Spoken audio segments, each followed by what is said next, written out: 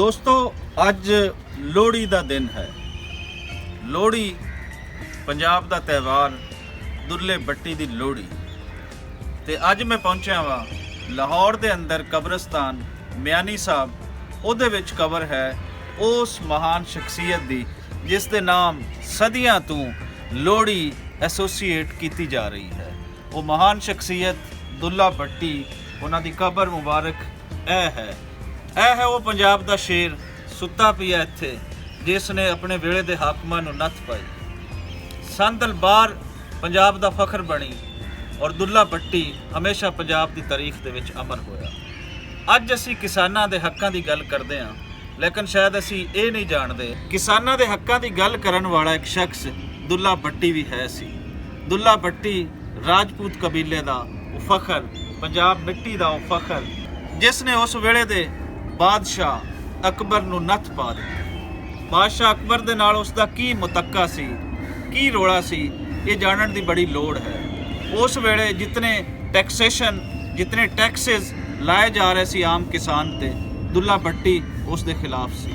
ਦੁੱਲੇ ਬੱਟੀ ਦਾ ਘਰਾਣਾ ਅਕਬਰ ਬਾਦਸ਼ਾਹ ਦੇ ਵੱਡਿਆਂ ਦੇ ਨਾਲ ਔਰ ਦੁੱਲੇ ਬੱਟੀ ਦੇ ਵੱਡਿਆਂ ਦੇ ਨਾਲ ਇਹ ਖਾਸ ਉਹਨਾਂ ਦਾ ਤਾਲੁਕ ਸੀ। ਲੇਕਿਨ ਜਦੋਂ ਕਿਸਾਨਾਂ ਦੇ ਹੱਕਾਂ ਦੀ ਗੱਲ, ਕਿਸਾਨਾਂ ਦੇ ਮੰਗਾਂ ਦੀ ਗੱਲ ਪੂਰੀ ਨਹੀਂ ਹੋ ਰਹੀ ਔਰ ਟੈਕਸ ਬੇਲਗਾਮ ਲਾਏ ਜਾ ਰਹੇ ਹਨ, ਤੇ ਉਸ ਵੇਲੇ ਦੁੱਲਾ ਬੱਟੀ ਅਕਬਰ ਸ਼ਾਹ ਦੇ ਖਿਲਾਫ ਖੜਾ ਹੁੰਦਾ। ਅਕਬਰ ਬਾਦਸ਼ਾਹ ਜਿੰਦਾ ਉਸ ਵੇਲੇ ਤਖਤ ਦਿੱਲੀ ਸੀ। ਅਕਬਰ ਬਾਦਸ਼ਾਹ ਦਿੱਲੀ ਛੱਡ ਕੇ ਲਾਹੌਰ ਕਿਉਂ ਬਹਿੰਦਾ ਹੈ? ਔਰ ਉਸ ਤੋਂ ਪਹਿਲੇ ਜਿਹੜੀ ਉਸ ਦੀ ਰੈਜ਼ਿਸਟੈਂਸ ਹੈ ਦੁੱਲੇ ਬੱਟੀ ਦੀ, ਤਕਰੀਬਨ 2 ਦਹਾਈਆਂ ਤੇ ਮੁਹੀਤ, ਉਸ ਕਾਰਨ ਅਕਬਰ ਬਾਦਸ਼ਾਹ ਨੂੰ ਛੱਡਣਾ ਪੈਂਦਾ ਹੈ ਦਿੱਲੀ ਔਰ ਇੱਥੇ ਆ ਕੇ ਦੁੱਲੇ ਦੇ ਨਾਲ ਮੁਕਾਬਲਾ ਕਰਨਾ ਪੈਂਦਾ ਹੈ। ਦੁੱਲਾ ਲਾਹੌਰ ਦੇ ਅੰਦਰ ਹੀ ਫਾਹ ਲਾਇਆ ਜਾਂਦਾ ਹੈ ਇਸੇ ਮਿਆਨੀ ਸਾਹਿਬ ਦੇ ਕਬਰਸਤਾਨ ਦੇ ਵਿੱਚ। ਔਰ ਕਿਹਾ ਇਹ ਵੀ ਜਾਂਦਾ ਹੈ ਕਿ ਦੁੱਲਾ ਬੱਟੀ ਮੁਰੀਦ ਸੀ ਉਸ ਵੇਲੇ ਦੇ ਪੰਜਾਬੀ ਸ਼ਾਇਰ ਸ਼ਾਹ ਹੁਸੈਨ ਦਾ। ਸ਼ਾਹ ਹੁਸੈਨ ਬਾਰੇ ਕਿਹਾ ਜਾਂਦਾ ਹੈ ਕਿ ਉਸ ਵੇਲੇ ਇਹਨਾਂ ਦੀ ਮਈਅਤ ਵਸੂਲ ਕਰਨ ਵਾਲਾ ਉਹ ਸ਼ਾਹ ਹੁਸੈਨ ਹੈ। ਸੋ ਉਹ ਸ਼ਾਹ ਹੁਸੈਨ ਜਿਹੜਾ ਆਖਦਾ ਹੈ ਤਖਤ ਨਾ ਮਿਲਦੇ ਮੰਗੇ। ਅੱਜ ਇਸ ਗੱਲ ਨੂੰ ਕੋਈ 550 ਸਾਲ ਗੁਜ਼ਰ ਚੁੱਕੇ ਹਨ, ਲੇਕਿਨ ਅੱਜ ਦੁੱਲੇ ਬੱਟੀ ਦੀ ਕਬਰ ਜਿੰਦੀ ਹੈ। ਮੈਂ ਇਸ ਜਿੰਦੀ ਕਬਰ ਤੇ ਇੱਕ ਖਾਸ ਮੈਸੇਜ ਜਿਹੜਾ ਅੱਜ ਪੰਜਾਬੀਆਂ ਨੂੰ ਇੱਥੇ ਦੇਣ ਆਇਆ ਵਾਂ, ਜਿਹੜਾ ਲੋਹੜੀ ਦੇ ਨਾਲ ਜੁੜਿਆ ਹੋਇਆ ਸੀ। ਲੇਕਿਨ 47 ਤੋਂ ਬਾਅਦ ਇਸ ਪੰਜਾਬ ਦੇ ਅੰਦਰ ਉਹ ਲੋਹੜੀ ਇੱਥੇ ਨਹੀਂ ਮਨਾਈ ਜਾ ਰਹੀ, ਚੜ੍ਹਦੇ ਦੇ ਵਿੱਚ ਮਨਾਈ ਜਾ ਰਹੀ ਹੈ। ਚੜ੍ਹਦੇ ਦੇ ਲੋਕ ਅੱਜ ਵੀ ਦੁੱਲੇ ਨੂੰ ਯਾਦ ਕਰਦੇ ਹਨ। ਸ਼ਾਇਦ ਇਹੀ ਵਜ੍ਹਾ ਹੈ ਕਿ ਚੜ੍ਹਦੇ ਦੇ ਲੋਕਾਂ ਦੇ ਵਿੱਚ ਰੈਜ਼ਿਸਟੈਂਸ ਹੈ। ਚੜ੍ਹਦੇ ਦੇ ਲੋਕ ਆਪਣੇ ਸੂਫੀਆਂ ਔਰ ਗੁਰੂਆਂ ਨੂੰ ਪੜ੍ਹਦੇ ਹਨ। ਸ਼ਾਇਦ ਇਹੀ ਵਜ੍ਹਾ ਹੈ ਕਿ ਉਹਨਾਂ ਦੇ ਅੰਦਰ ਅੱਜ ਰੈਜ਼ਿਸਟੈਂਸ ਹੈ। ਇੱਕ ਵੱਡੀ ਕਿਸਾਨੀ ਲਹਿਰ ਉਹਨਾਂ ਦੇ ਅੰਦਰ ਸ਼ਾਇਦ ਇਹੀ ਬਣਦੀ ਹੈ ਕਿ ਉਹਦੀਆਂ ਜੜ੍ਹਾਂ ਅਕਬਰ ਵੇਲੇ ਦੇ ਉਸ ਦੁੱਲੇ ਬੱਟੀ ਦੇ ਮਿੱਟੀ ਦੇ ਵਿੱਚੋਂ ਫੁੱਟਦੀਆਂ ਹਨ, ਉਸ ਰੈਜ਼ਿਸਟੈਂਸ ਦੇ ਵਿੱਚੋਂ ਫੁੱਟਦੀਆਂ ਹਨ।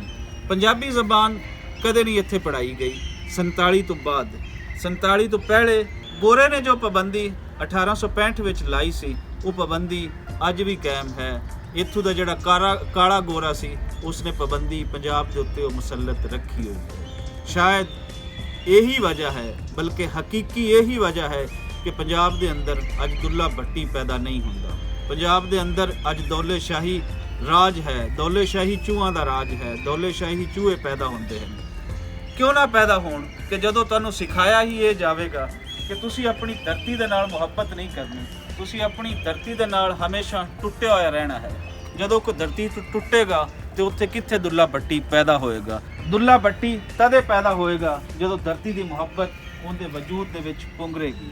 ਸੋ ਅੱਜ ਪੂਰੀ ਦੁਨੀਆ ਜਿੱਥੇ ਜਿੱਥੇ ਪੰਜਾਬੀ ਬੈਠਾ ਹੈ, ਦੁਨੀਆ ਭਰ ਦੇ ਪੰਜਾਬੀ ਅੱਜ ਲੋਹੜੀ ਦਾ ਤਿਉਹਾਰ ਮਨਾ ਰਹੇ। ਅੱਜ ਦੀ ਲੋਹੜੀ ਇਹ ਸਬਕ ਦਿੰਦੀ ਹੈ, ਦੁੱਲੇ ਬੱਟੀ ਦੀ ਯਾਦ ਸਾਨੂੰ ਇਹ ਯਾਦ ਕਰਵਾਉਂਦੀ ਹੈ ਕਿ ਪੰਜਾਬੀ ਹਮੇਸ਼ਾ ਦੁੱਲੇ ਨੂੰ ਯਾਦ ਰੱਖਣਗੇ। ਭਲੇ ਸਾਡੇ ਤੇ ਔਖਾ ਵੇਲਾ ਆਇਆ, ਲੇਕਿਨ ਅੱਜ ਦੁਬਾਰਾ ਤੋਂ ਦੁੱਲੇ ਬੱਟੀ ਦੀ ਲੋਹੜੀ ਦਾ ਵੀ ਇੱਥੇ ਰਿਵਾਈਵਲ ਹੈ ਔਰ ਦੁੱਲੇ ਬੱਟੀ ਦੀ ਜੁਰਤ ਵੀ ਪੰਜਾਬ ਦੇ ਜਵਾਨਾਂ ਦੇ ਵਿੱਚ ਆ ਰਹੀ ਹੈ।